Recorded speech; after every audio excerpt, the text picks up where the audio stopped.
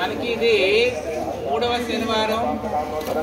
ఇప్పుడు ఈరోజు మీరు గమనించవలసింది మొదటిది ఏంటంటే మనకి ఈ నెల నుంచి ప్రతి 3వ శనివారం మీకు ఒక పూటే స్కూల్ ఉంటుంది.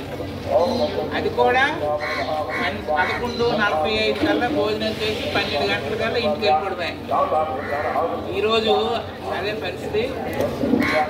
ఇక రెండవది ఏంటంటే గవర్నమెంట్ ఏంటంటే గత నెల మనం చేయలేదు కానీ ప్రతి 3వ శనివారం మన పరిసరాలని మన పాఠశాలలు మన పరిసరాలు మన ప్రతిదీ స్వర్ణాంధ్ర స్వచ్ఛాంధ్రలో భాగంగా ఏంటంటే క్లీన్ చేసుకోవాలి.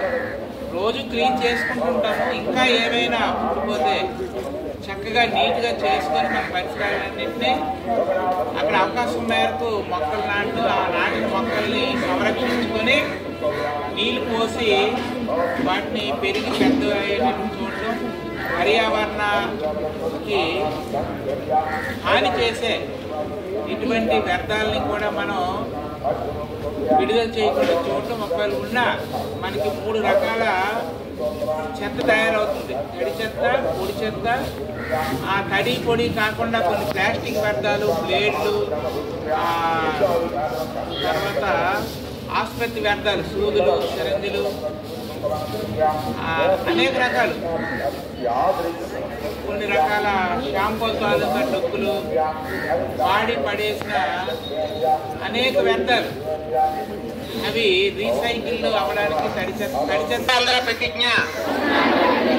నేను నా పరిసరాల పరిశుభ్రత కొరకు ప్రతిరోజు కొంత సమయము కేటాయిస్తానని నా వంతు కృషిగా స్వచ్ఛతా కార్యక్రమాల కొరకు